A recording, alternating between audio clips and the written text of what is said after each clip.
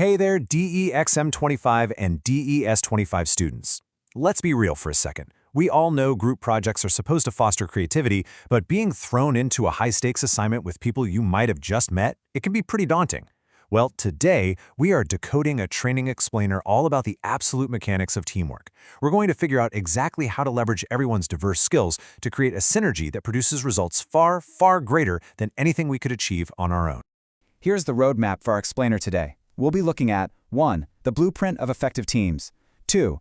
Roles, leadership, and diversity. 3. The 5 stages of teamwork. 4. Navigating and resolving conflict. And 5. Sustaining high team performance. Let's jump right in. Starting off with Section 1, Blueprint of Effective Teams, Building the Foundation. So I want you to picture your DXM25 or DS25 team as a high-performance racing pit crew. The core definition of teamwork highlights that every single individual brings a very specific, complementary skill to the table. But having the skills isn't enough, right? Just like that pit crew, you've got to execute with perfect timing, seamless communication, and real mutual accountability to get that car back on the track. Literally, if one person drops the tire, the whole car stays in the pit. Our group assignments are exactly the same way. Okay, so how do we actually build that flawless pit crew? You're going to want to follow these 4 formulation steps. First up, to find the purpose. You absolutely need crystal clear clarity on the mission and what exactly needs to be done for the assignment. Second, select your members based on getting just the right mix of technical and soft skills. Third, assign roles immediately. Who's leading? Who's handling logistics? Who's doing that final edit? Doing this right away minimizes confusion and stops you from duplicating each other's work. And finally, establish rules. Setting firm ground rules for things like meeting attendance, communication, and decision-making on day 1, that builds discipline and sets clear expectations for the entire semester. Moving right along to Section 2, Roles, Leadership, and Diversity. Who does what? Think about the 3 distinct hats people tend to wear in a group setting. First, we have task roles. These are your implementers, the people gathering info and literally just getting the job done. Then we have maintenance roles. Think of the team leader who harmonizes the group, cheers people on, and keeps everyone glued together. Both of these roles, they build amazing synergy. But then there's that third category, individual roles. These are strictly driven by self-interest. You know the type, the ones who block ideas, dominate the chat, or miraculously vanish at 2 a.m. when the actual work needs to be finished. The ultimate goal here is to fill those first 2 categories and completely eliminate the disruptors. To make sure you're not accidentally being one of those disruptors, you really want to cultivate these 4 essential qualities of a team player. Active participation and accountability, those are just the baseline. But to truly excel, you need genuine cooperation and a positive attitude, especially when the project gets incredibly stressful. And honestly, the biggest game changer here is flexibility. Project requirements will inevitably change, deadlines are going to shift, and your ability to adapt to those changes without complaining is exactly what separates an average student from a phenomenal team player. An elite team also fully embraces what's known as diversity mainstreaming. This basically means actively integrating diverse perspectives into all of your decision-making. Your project group is going to be packed with people from totally different backgrounds, utilizing different communication styles. By tackling unconscious biases head-on and promoting a strict zero-tolerance policy for discrimination, you're not just being polite, you're actually fostering a super safe, highly innovative environment where the absolute best ideas can rise to the top. Let's look at Section 3, the 5 stages of teamwork, the team life cycle. This brings us to Tuckman's famous model, which is so great because it perfectly maps out the chronological timeline of basically any project. We always start in the polite forming phase.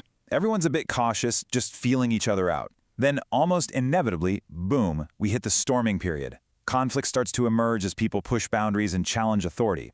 But if we survive that, we enter norming, where cohesion finally develops and group rules are genuinely respected. That propels us right into the highly motivated performing stage. This is the sweet spot, where the team is a well-oiled machine, just crushing the assignment. Finally, in adjourning, the project gets submitted and we formally disband, hopefully to celebrate. Knowing these stages is crucial because it means you won't panic when that storming phase suddenly hits. Which leads perfectly into Section 4, Navigating and Resolving Conflict, Overcoming the Hurdles. Look, there is a massive difference between the types of conflict you'll encounter. First, we have task conflict. These are actually healthy disagreements related to the content and the outcomes of the task. Like, say, vigorously debating the creative direction of your DS25 presentation. We genuinely want this. It makes the final output so much better.